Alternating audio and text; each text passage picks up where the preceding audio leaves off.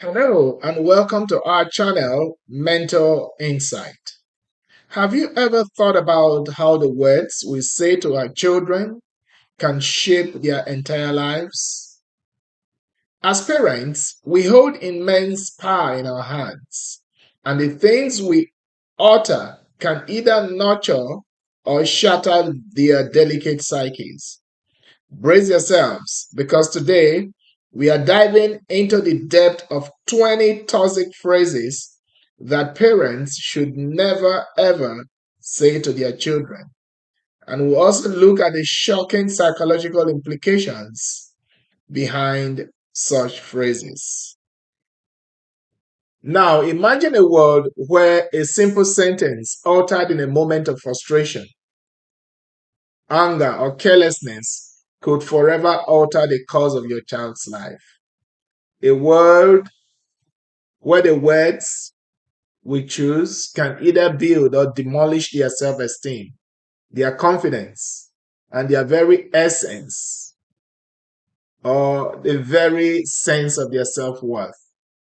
This is the reality we face as parents, and it's time to shed light on the phrases that can leave lasting scars on our children's minds. From the seemingly harmless, "you're too sensitive," to the soul crushing, "oh, I regret having you," will uncover the hidden dangers lurking behind these statements, backed by expert insight and real life examples. We'll explore psychological implications that can shape a child's future, from low self esteem and attachment issues to depression and emotional trauma. So, buckle up and get ready to have your eyes opened to the power of words. And stick with me to the end so you can follow up and you wouldn't miss out on just that one phrase, which perhaps will save you from raising kids that are emotionally unstable, kids with low self-esteem, and kids that are traumatized, God forbid, by your own words. Let's begin this eye-opening journey together.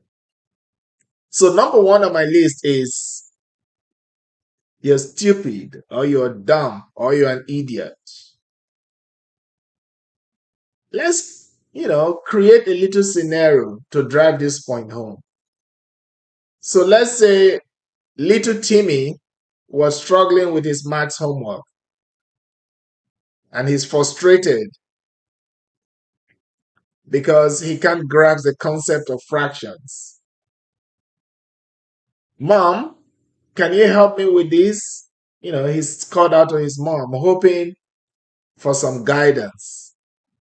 Timmy's mother, exhausted from a long day's work, snapped, "How can you be so stupid? Even a 5-year-old could understand this." Timmy's face fell, and his eye welled up with tears. In that moment, his confidence is shattered like a delicate vase hitting the floor. The words "stupid" and "dumb" echoed in his mind, drowning out any desire to learn or even to try any harder. From that day on, Timmy began to believe he was truly unintelligent. He stopped raising his hand in class, afraid of being ridiculed for giving the wrong answer. His grades plummeted, and his once bright spirit dimmed, all because of a few careless words from someone he trusted most. Sometimes, out of frustration, we find ourselves in situations like this, where parents yell out to their children, call them stupid, dumb, in a fit of anger. But these have very serious and severe psychological implications. They can damage a child's self-esteem and lead to a long-term issue with confidence and academic performance. An expert, Dr. John Smith, a child psychologist, states, and this is quoting him directly, labeling a child as stupid directly impacts their self-esteem, leading to decreased self-esteem and academic disengagement. This number two we're going to talk about is I wish you were more like your sibling or your cousin or your friend. And this has serious psychological implication. It develops a feeling of unworthiness and jealousy in children.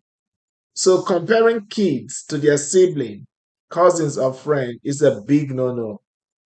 It's not just unfair, but it can really mess up things for the family.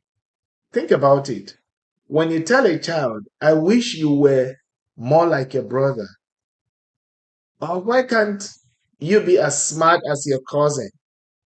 It makes them feel inadequate and it arouses in them a spirit of jealousy.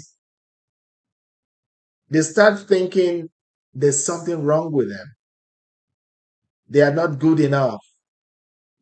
And this is even more damaging because it's coming from somebody they love, somebody they seek protection from, a mother or a father.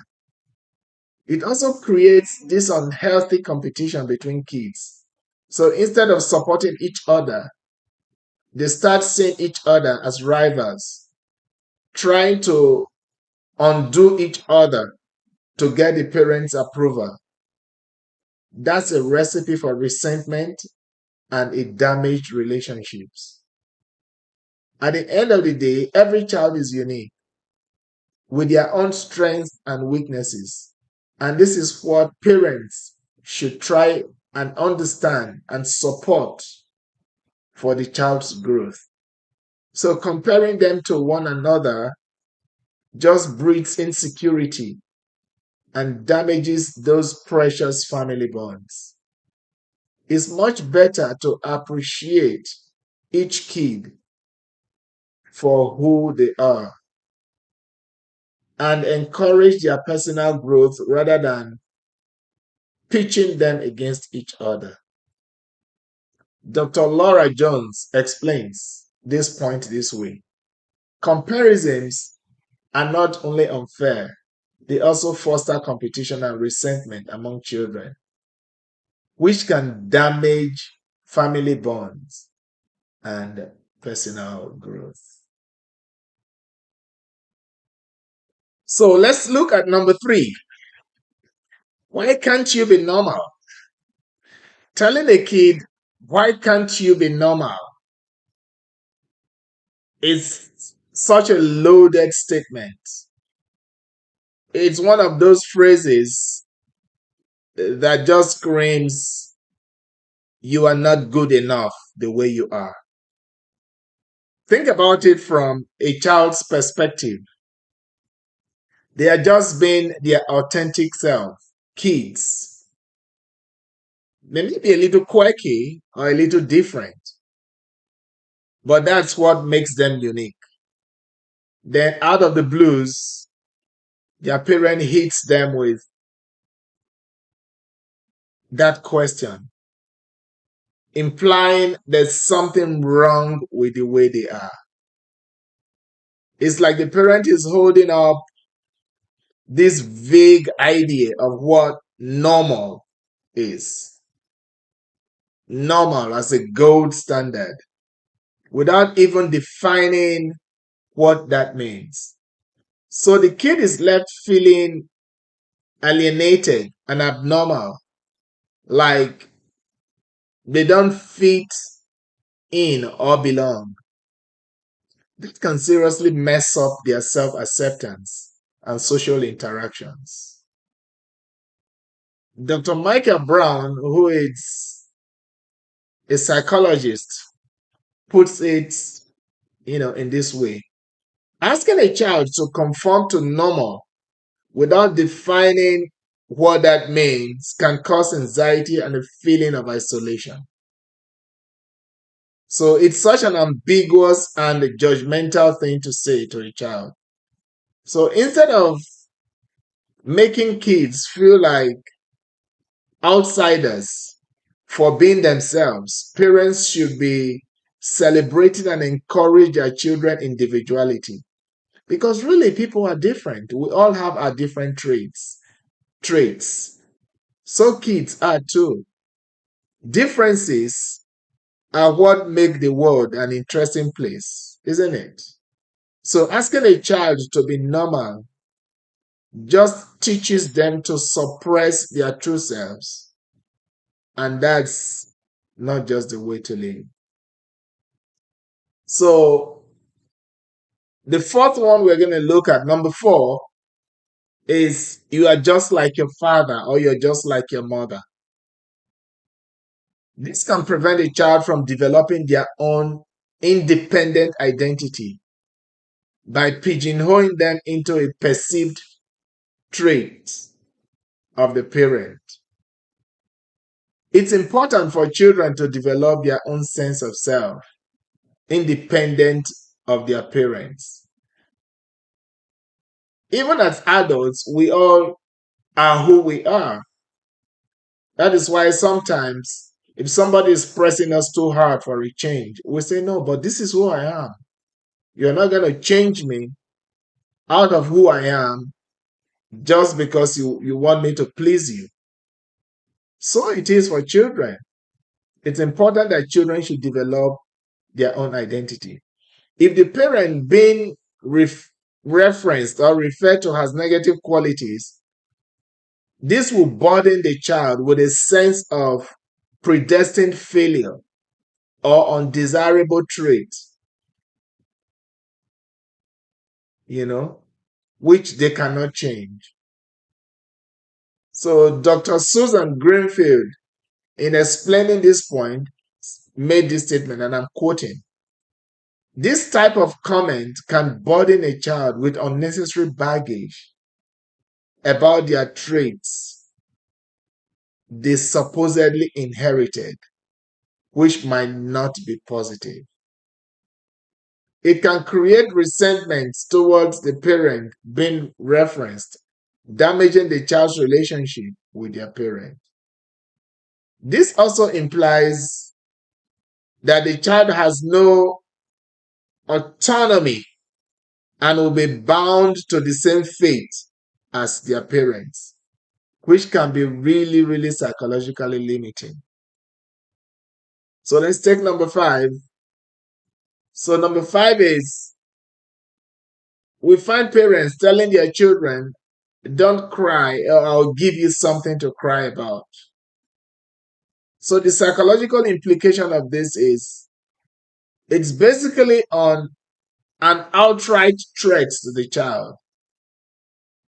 Think about it. Imagine you are a little kid feeling sad or hurt about something, and you just need to let those emotions out through some tears.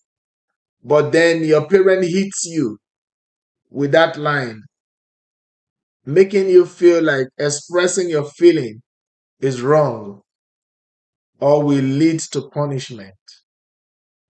And these are things that, especially as Black parents, we say to our children: don't cry. If you cry, hold your mouth there. You Sometimes we even take their 2 hands to cover their mouth. If you cry, I'll deal with you. These are things we do. They have very damaging psychological implications for the child. Dr. Karen Phillips says this: children need to know that it's okay to express sadness. Threatening them for crying invalidates their feeling and can lead to emotional suppression. And I can't agree with that more. Crying is a normal, healthy way for a kid to process and release emotions.